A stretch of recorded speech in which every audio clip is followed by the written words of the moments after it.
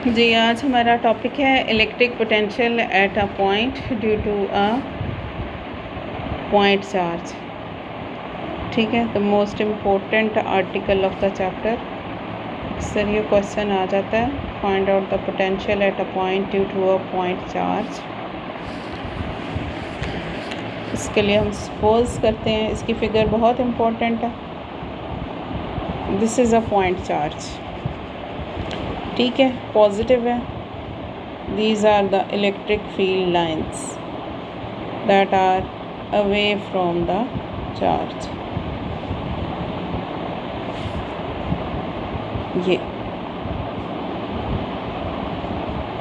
ये एक लाइन में इस तरह से ड्रॉ कर रही हूँ क्योंकि इसके ऊपर हमने 2 पॉइंट्स लेने हैं। So this is the point charge, that is Q इसका नाम है, और ये इसका इलेक्ट्रिक फील्ड है।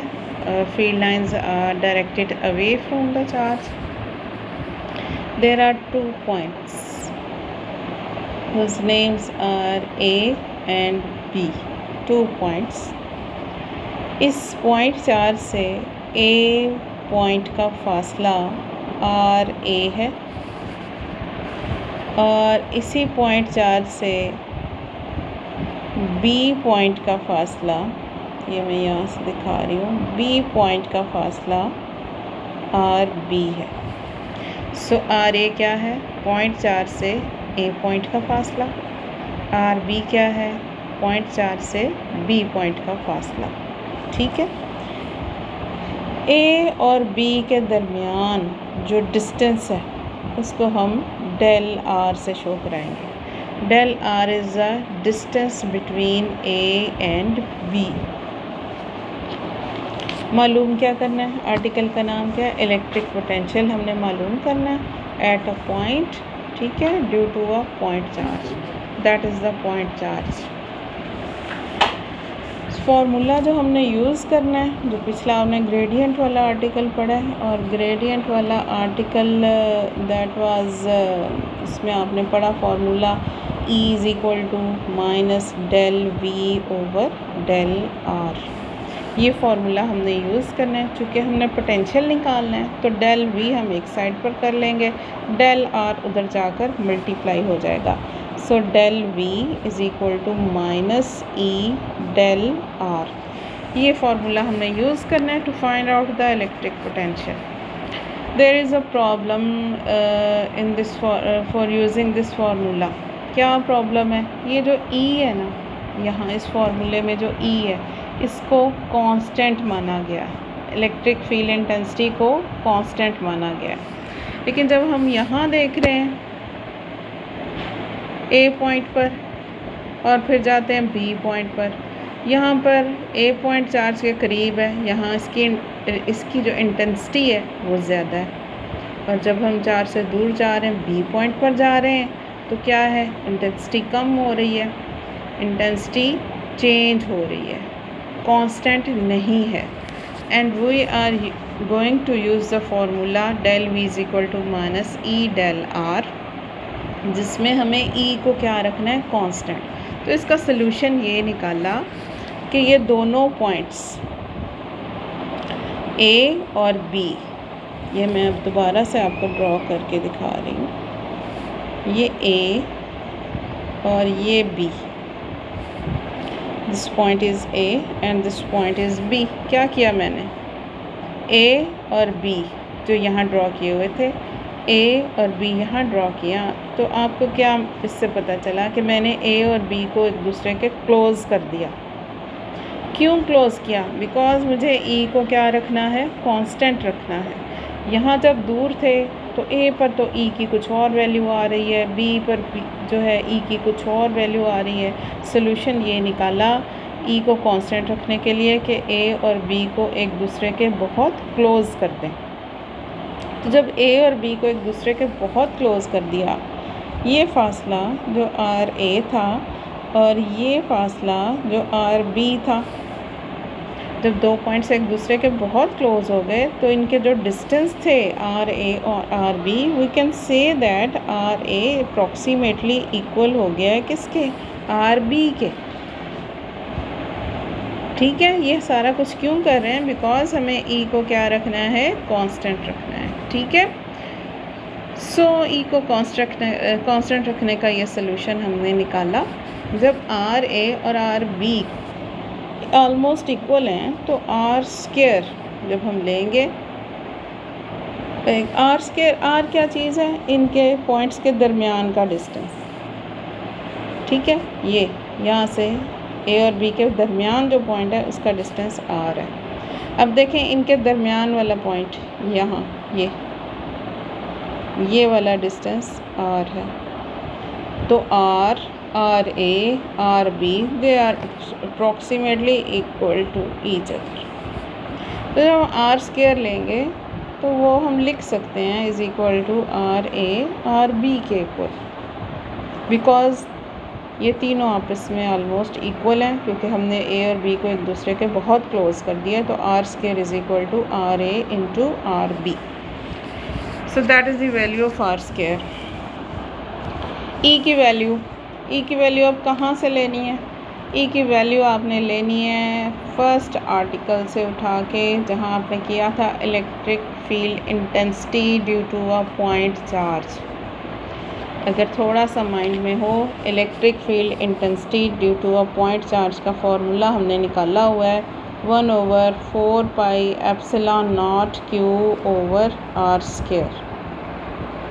ये that is the formula for electric field intensity due to a point charge.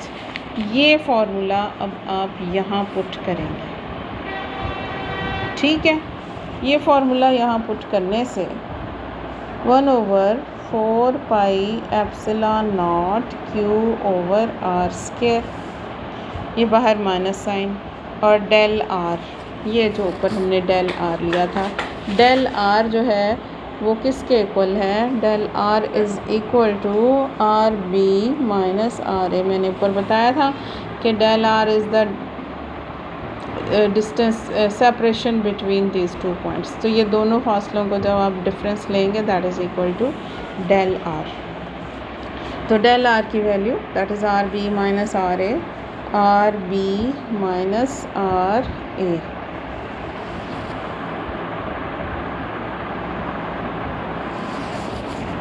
ठीक है, क्योंकि बाहर माइनस साइन है इसलिए हम इसको R B minus R A के बजाय जो है R A minus R B लिखेंगे। मैं दोबारा लिखती हूँ इसको, -1/4 pi epsilon naught Q over R square R A minus R B. अब ये जो माइनस साइन है ये जब अंदर आएगा तो ये चेंज हो जाएंगे, R B minus R A हो जाएगा 1/4 pi epsilon naught Q over R square R B minus R A. इस साइड पर क्या आ रहा है ऊपर से? Del V. ये डेल वी जो है वो आ रहा है हमारे पास, तो डेल वी इस टाइम इक्वल आ गया है 1/4 pi epsilon naught Q over R square R B minus R A. So del we is equal to 1/4 pi epsilon naught Q over R square R B minus R A. ये हमारे पास finally आया। अभी आपको पीछे बताया था are square के बारे में। ये आर स्क्वायर हमने निकाला था किसके इक्वल? आर ए आर बी के। सो यहाँ मैं पुट कर रही हूँ आर स्क्वायर की जगह 1/4 pi epsilon naught Q over R square की जगह आर ए आर बी, और यहाँ R B minus R A जो ऊपर से आ रहा है। इस डेल वी को भी मैं खोल लूँगी। डेल वी हमारे पास जो है that is equal to V A minus V B. ठीक है, V A minus V B. अब क्या करें? ये आर ए आर बी को अंदर ले जाएं। 1/4 pi epsilon naught q R B minus R A over R A R B, ये आ गया हमारे पास। ठीक है, अब इनको सेपरेट कर लेना है।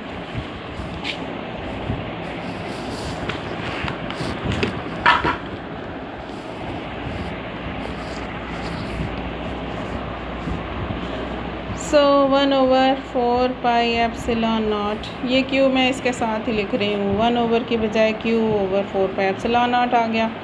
RB/RA/RB सेपरेट कर लिया, माइनस RA/RA/RB ये सेपरेट कर लिया।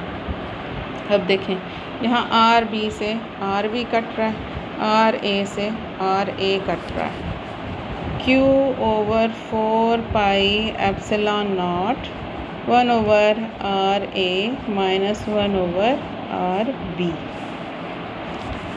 अब एक पॉइंट पर निकालना है, चूँकि इधर आ रहा है डिफरेंस, एक पॉइंट पर जब निकालना है तो मैंने आपको बताया था कि दूसरा पॉइंट कहाँ ले जाना है, इन्फिनिटी पर। अब दूसरा पॉइंट बी पॉइंट उठाकर कहाँ ले जाएंगे, इन्फिनिटी पर, ताकि वहाँ पहुँचकर वी भी क्या हो जाए, ज़ीरो। यानी कि जब आप बी पॉइंट को लेकर जाएंगे इन्फिनिटी पर, ये जो फासला आर बी था, आर बी क्या हो जाएगा, इन्फिनिटी, क्योंकि बी पॉइंट को उठाकर हम कहाँ ले गए, इन्फिनिटी पर, तो ये फासला इन्फिनिटी हो जाएगा और वहाँ पहुँचकर बी का पोटेंशियल क्या हो जाएगा, ज़ीरो। ये दो conditions, R B infinity put करना है और वी बी ज़ीरो पुट करना है, इन इक्वेशंस में पुट करें तो क्या आएगा हमारे पास, V A minus V B था तो zero is equal to Q/4πε0 1/RA minus 1/इन्फिनिटी। ये पुट की हमने कंडीशंस। किसी भी चीज़ के नीचे इन्फिनिटी आ जाए तो आपको पता है that is equal to zero. तो ये सारा फैक्टर जो है ये क्या हो गया, ज़ीरो, सिर्फ ये बच जाएगा। इधर से वी ए निकल आएगा। So V A is equal to Q/4πε0 1/RA। अब इसको इस तरह से भी लिख सकते हैं, 1/4πε0 Q/RA, that is VA। So VA is equal to 1/4πε0 Q/RA। अगर आप गौर करें इसमें तो ये 1/4πε0 के इक्वल था। स्टार्ट में आपने किया था k इज़ इक्वल टू 1/4πε0। सो इस टाइम वी ए हमारे पास आया हुआ है 1/4πε0 Q/RA। ठीक है, ये वैल्यू के इक्वल है, तो V A is equal to K Q/RA। General आपने लिखना है तो फिर ये आपने ये ए नहीं, देखें ये क्या है, electric potential at a point, एक पॉइंट ए पर। ठीक है, किसकी वजह से, due to a point charge की वजह से। सो जनरली आप इसको लिखेंगे के Q/R, या जनरली आप इसको लिखेंगे 1/4πε0 Q/R। So that is the formula to find out the electric potential at a point due to point charge.